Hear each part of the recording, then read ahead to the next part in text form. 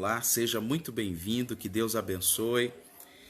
Vamos dar início a mais um estudo da Palavra de Deus e desta feita, a carta de Paulo a Filemon, essa carta tão curta, uma carta que ocupa a posição de número 57 na Bíblia Sagrada, e a de número 13, das cartas do apóstolo Paulo, escrita por ele. Esta carta que tem como propósito mostrar a importância da reconciliação, de mostrar como que os conflitos faz parte das relações interpessoais, mas contudo a gente precisa promover a reconciliação entre as pessoas. Precisamos ser agentes de reconciliação. Assim como Cristo nos reconciliou a Deus, assim também nós devemos reconciliar pessoas umas às outras. Devemos demonstrar, através da reconciliação, que o amor de Deus está manifesto em nossas vidas. E esta carta, literalmente, nítida, de forma clara, de forma bastante objetiva, ela usa a linguagem comum do apóstolo Paulo, a linguagem que é percebida em todas as suas cartas, em todas as suas falas, com a linguagem, uma argumentação. Paulo vai justamente nos fazer aprender, o arrependimento e também a importância também de sermos pacificadores, porque só somos filhos de Deus quando somos pacificadores. O Filho de Deus, ele tem essa característica de ser pacificador, de ser reconciliador, de que consegue entrar numa questão e apontar saídas, apontar direções que leve ao amor, que leve à comunhão, que leve à reconciliação, que leve à unidade do corpo de Cristo. Devemos ser pacificadores, e pacificadores demonstramos que de verdade somos filhos do Pai eterno. É muito interessante, porque vivemos hoje num século onde o amor tem se esfriado, pelo fato de se ter multiplicado a iniquidade, o amor tem se esfriado. E a falta de amor, ou o esfriamento do amor, leva as pessoas a criarem questões, a criarem muitas vezes conflitos por coisas tão bobas. Quantas brigam por causa de uma falta de aperto de mão, alguém que olhou atravessado, alguém que não cumprimentou, alguém que não abraçou, alguém que não citou ele em alguma coisa. Então, é motivo para todos os conflitos. E nesta carta endereçada a Filemon, vocês vão perceber que tinha um conflito muito grave. Mas o apóstolo Paulo, como instrumento de Deus, adentra essa situação e termina de uma forma que a forma que foi concluída e solucionada esse conflito serve até hoje para a igreja do presente século. Veja comigo Filemon no capítulo de número 1, só tem um capítulo, versículo 8 até o versículo 20, que diz assim: pelo que ainda que tenha em Cristo grande confiança para te mandar o que te convém, todavia peço-te antes por amor, sendo eu tal como sou, Paulo, o velho e também agora prisioneiro de Jesus Cristo. Peço-te por meu filho Onésimo, que gerei nas minhas prisões, o qual noutro tempo te foi inútil, mas agora a ti e a mim muito útil, eu tu tornarei a enviar. E tu torna a recebê-lo como ao meu coração. Eu também o quisera conservar comigo, para que por ti me servisse nas prisões do evangelho. Mas nada quis fazer sem o teu parecer, para que o teu benefício não fosse como por força, mas voluntário. Porque bem pode ser que ele se tenha separado de ti por algum tempo, para que o retivesses para sempre. Não já como servo antes, mais do que servo, como irmão amado, particularmente de mim, e quanto mais de ti, assim na carne como no Senhor. Assim, pois, se me tens por companheiro, recebe-o como a mim mesmo. E se te fez algum dano, ou te deve alguma coisa, põe isso na minha conta. Eu, Paulo, de maneira própria, de minha própria mão o escrevi. Eu o pagarei, para te não dizer que ainda mesmo a ti próprio, a mim te deves. Sim, irmão, eu me regozijarei de ti no Senhor. Reanima o meu coração no Senhor. Então, aqui a gente já percebe a questão. Mas vamos aqui a uma parte histórica desta carta. Essa carta foi escrita a Filemon pelo apóstolo Paulo, mais ou menos ali no ano 60, 62 depois de Cristo. O Paulo ainda estava preso, né, em Roma, né, por causa da pregação do Evangelho de Jesus Cristo. E enquanto ele cumpria essa prisão domiciliar, Paulo conhece um homem chamado Onésimo, que era um escravo. Onésimo era um escravo que fugiu e foi capturado, né? Ele foi capturado. Ele foge da casa de Filemon, que era senhor dele, né? Que era senhor de Onésimo. E daí Onésimo foge. Mas na prisão, Paulo, ele conhece Onésimo. E dali a obra do Senhor é feita no coração de Onésimo. Onésimo se arrepende. Onésimo agora é tratado pelo Espírito Santo. Onésimo é transformado por Deus, né? E o que é que vai acontecer? Nesse período aí, 60, 62 depois de Cristo, era muito comum a escravidão. Normalmente, quando iam para a guerra e que conquistavam outras nações, outros povos, os povos vencidos, eles eram escravizados e trazidos, né, para a casa que agora destes que seriam os seus senhores. Então, à medida que uma sociedade tinha muitos escravos sob o seu domínio, seus senhores começavam a comercializar. Para quê? A fim de servirem de trabalhos domésticos e também trabalhos rurais, tanto trabalhos em casa como trabalhos rurais. E, de repente, também quando uma família ela crescia e conquistava muitos bens, iam para a nobreza, normalmente a estabilidade produtiva era justamente feita pela mão escrava, né? Havia essa necessidade. Porém, havia um diferencial aí. Não estou aqui para louvar a escravidão em hipótese alguma, mas vamos ao contexto histórico.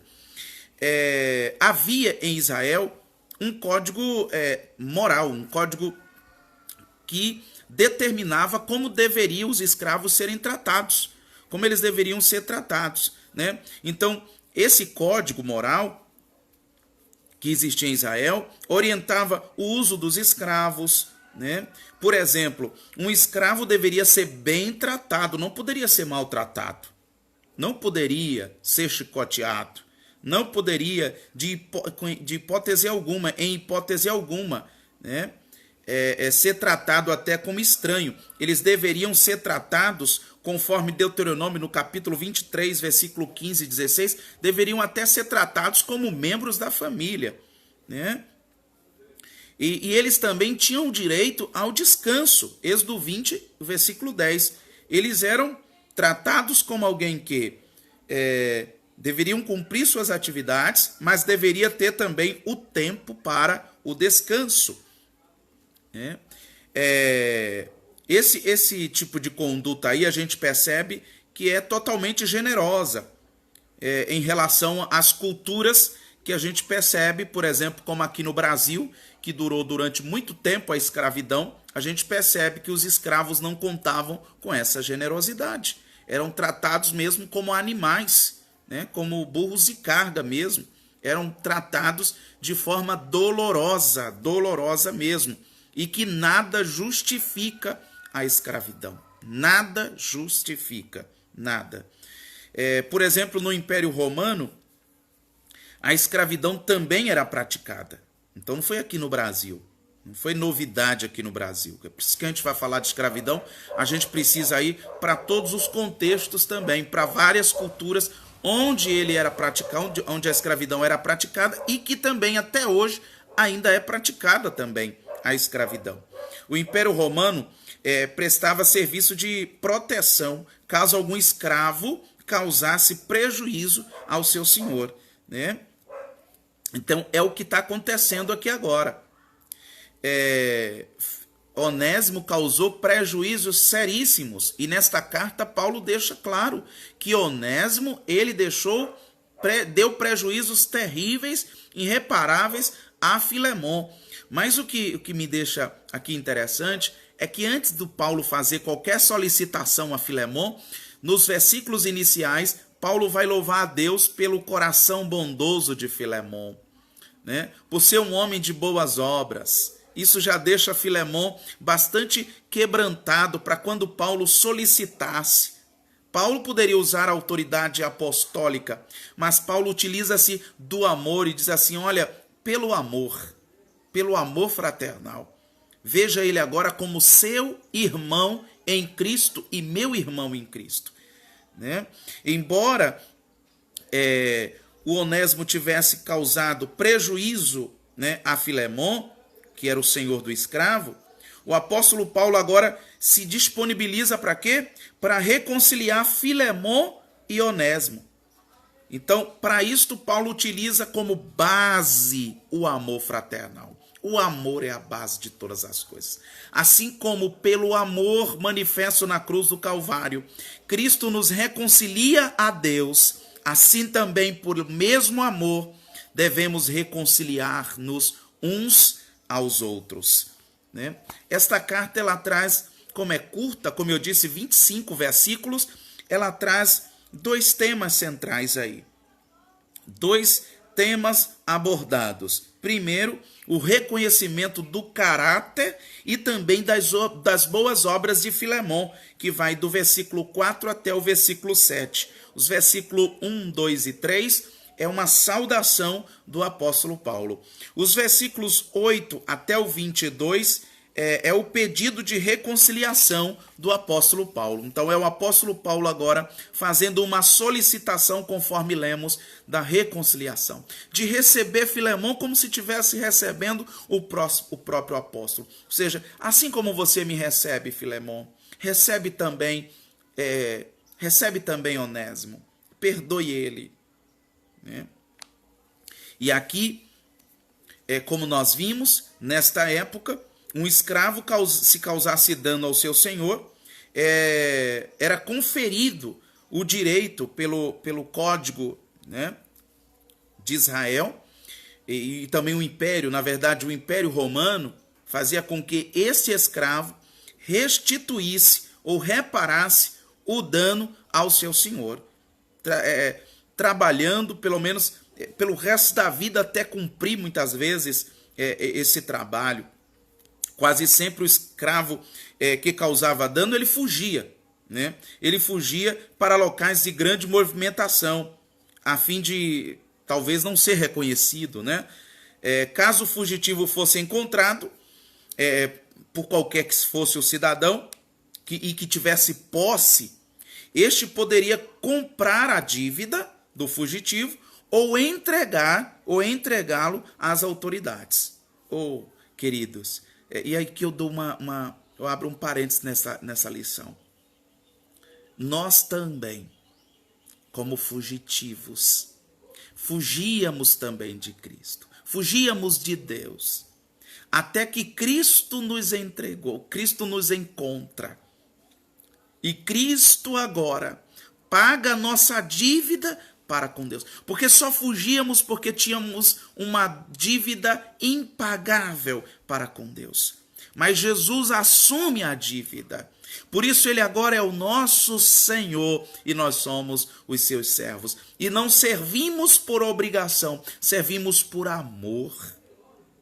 O amor nos leva a reconhecer tamanha misericórdia manifesta, né, por aquele que nos encontrou no estado de fugitivos. Éramos fugitivos com uma dívida impagável para nós mesmos, só a condenação, mas graças ao Cristo vivo que se manifestou à nossa frente, nos encontrando quando nós estávamos perdidos em nossos delitos e pecados e nos reconciliou novamente ao Pai. Cristo pagou a dívida e nos reconciliou com o Senhor Deus, o Criador do universo, né? Fecha o parêntese. Percebe-se então que o apóstolo Paulo, ele agora está possibilitando uma reconciliação entre Onésimo e Filemon, Onésimo. Né? E com isso ele mostra que quando chegarmos a questões como essa, como agir, como solucionar, né? Como solucionar. Paulo apresenta como solução a Filemon a possibilidade de requerer a justiça, né? Diante de uma ação fraudulenta, né? Podendo ao mesmo tempo perdoar o acusador, o causador do dano, e também tendo em mente o exercício da misericórdia cristã. O Filemon agora, tendo o seu escravo capturado, ele poderia agora requerer os danos ou em Cristo, perdoar este. Aí é que está. Perdoar. E o que até me consta é que Filemon preferiu o perdão. Embora Filemon, ainda envolvido por várias influências das leis romanas, o Filemon poderia ter desenvolvido até então um sentimento do qual dificultasse o perdão. Dificultasse, não, a lei me dá esse direito, então eu vou pela lei, eu vou pela justiça. Então Paulo, sabendo disto, que Filemon, devido ter criado agora uma influência terrível das leis ali romanas, o Filemon poderia ter dificuldade de perdoar, né, isto que Onésimo lhe causou.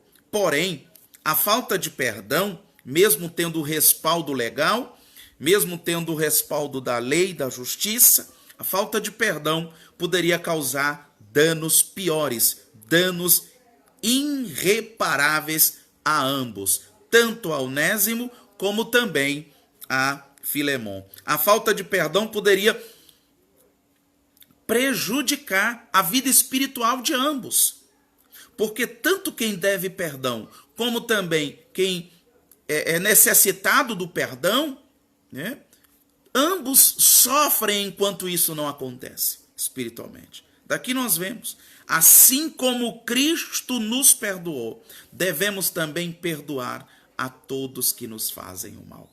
Perdoar partindo como base o perdão de Deus para conosco. Assim como Cristo nos perdoou, devemos perdoar uns aos outros. Assim como Cristo nos amou, assim também devemos amar uns aos outros. Essa falta de perdão, como já disse, poderia causar danos espirituais, prejudicar a vida espiritual de Filemon, a vida espiritual de Onésimo e também a toda a comunidade cristã, né?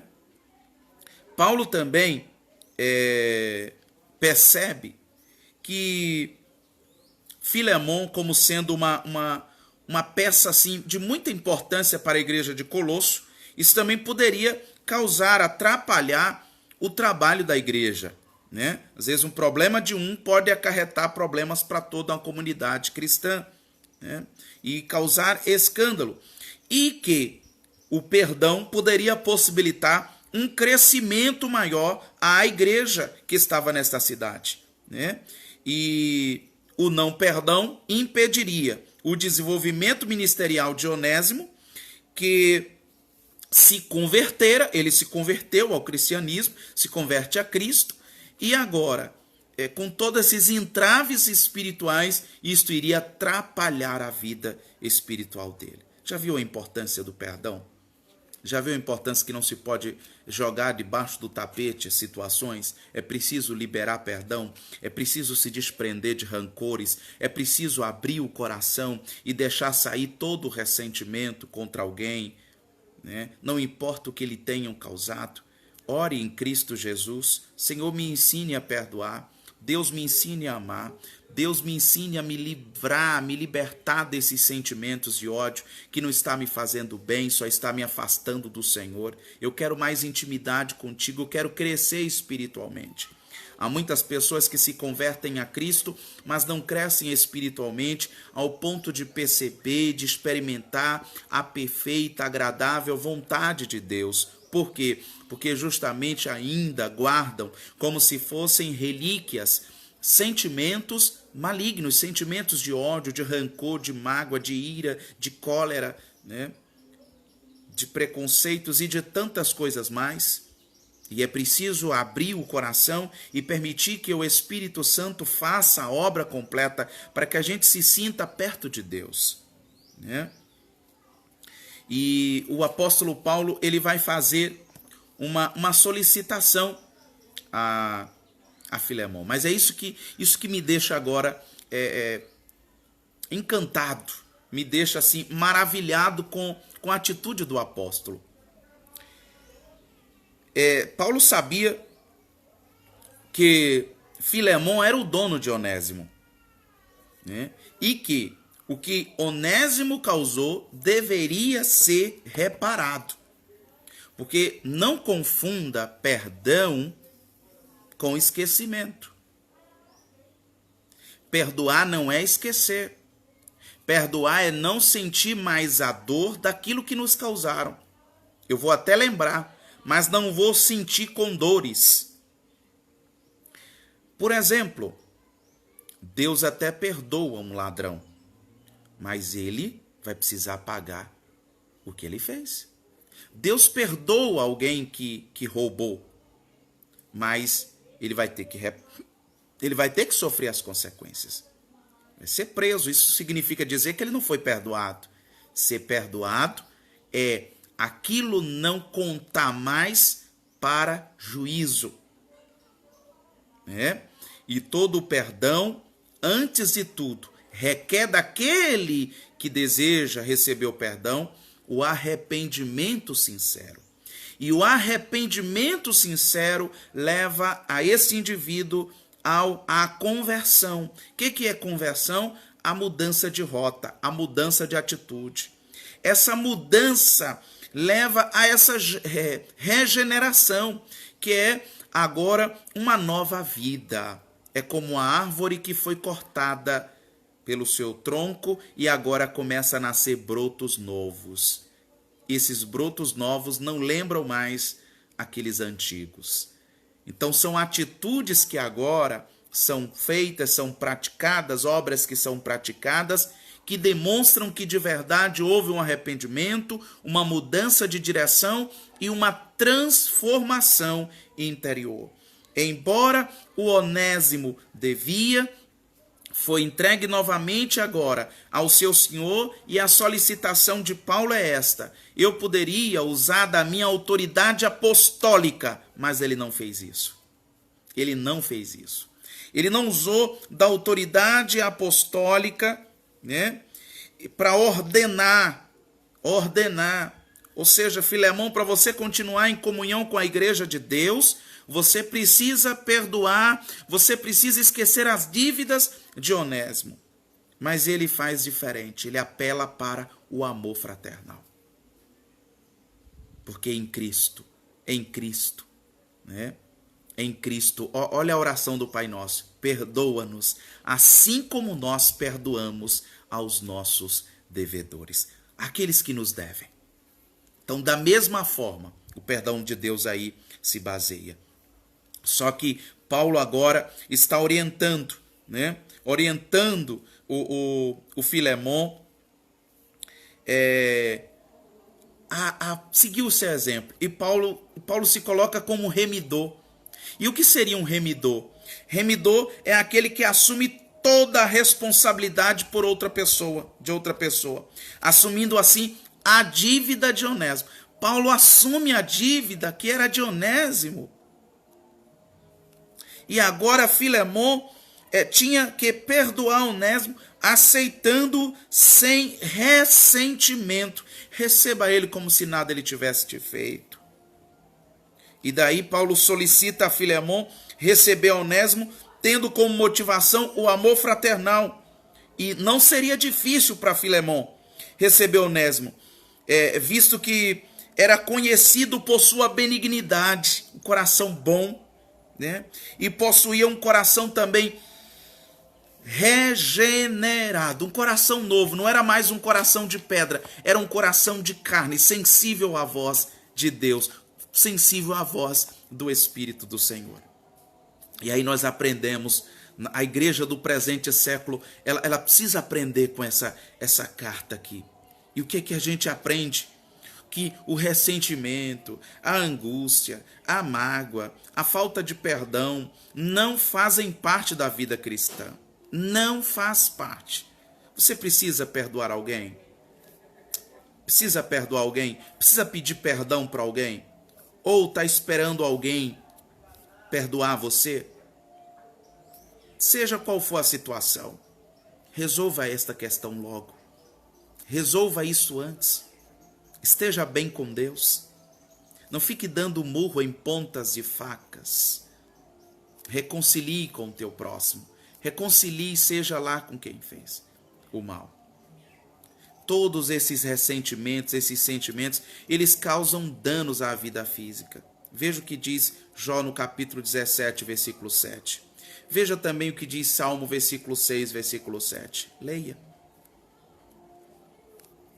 Os ressentimentos, as mágoas, o ódio, separa também as pessoas de Deus. Mateus capítulo 5, versículo 23, 25.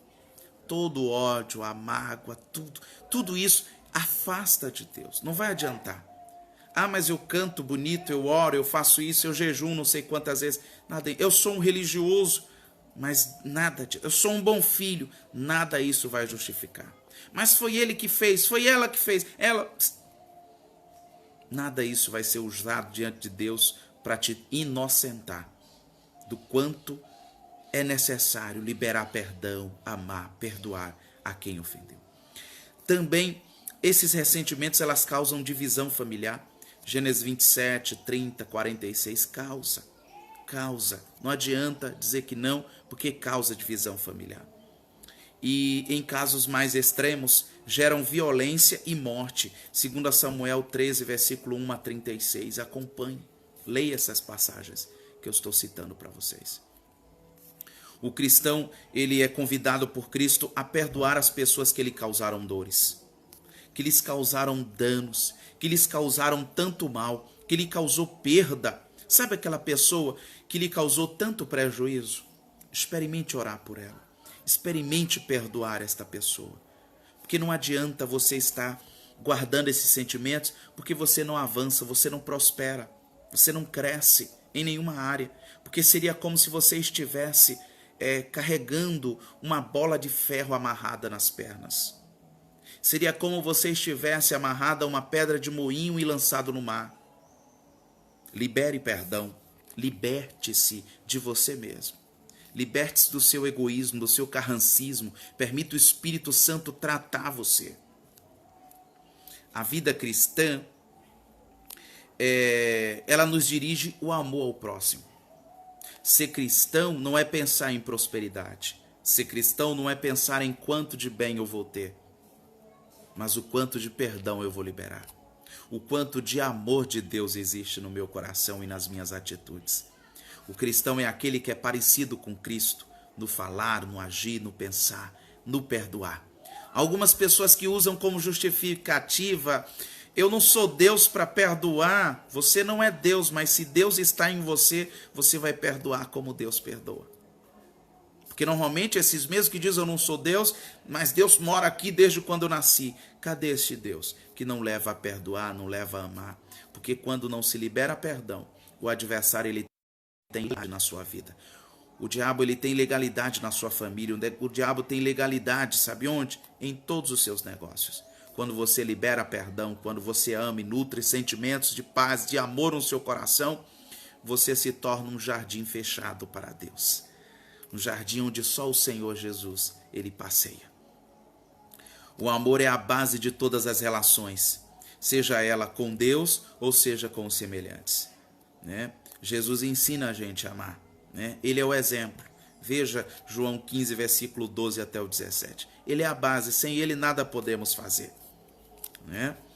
O apóstolo Paulo abraçou a causa de Onésimo. Já chegou alguma situação para você? De alguém assim? Não jogue lenha na fogueira. Não jogue gasolina. Não jogue álcool. Ajude a apaziguar. Às vezes tem pessoas que vêm a nós falando mal de outros que fizeram mal. E aí, você dá ouvido ou ajuda essa pessoa a vencer esse problema? Porque essa pessoa está doente. E se chegou até você, é porque Deus quer que você ajude esta pessoa a ser curada pelo Espírito Santo. Liberando perdão, amando. Não perca tempo escutando lamentações de alguém que fez outro sofrer e que vem agora contando a versão deles e que aí você acha que aquela versão é a fidedigna, a única e exclusiva. Uma história tem pelo menos duas versões. Escute a outra também e leve as pessoas à reconciliação, ao perdão. Leve, seja um instrumento da paz. Bem-aventurados os pacificadores, porque esses serão chamados de filho de Deus, né? Os pacificadores são chamados de filho de Deus, né? Automaticamente,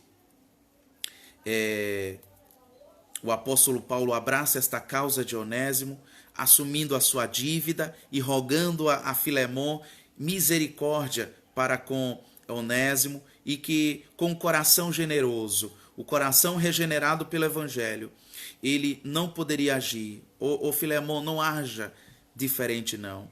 Não haja diferente do que aquilo que Jesus ensinou e do que aquilo que o apóstolo Paulo ele tem também te ensinado. E foi 2 vidas restauradas. E quantas vidas foram salvas através dessa reconciliação?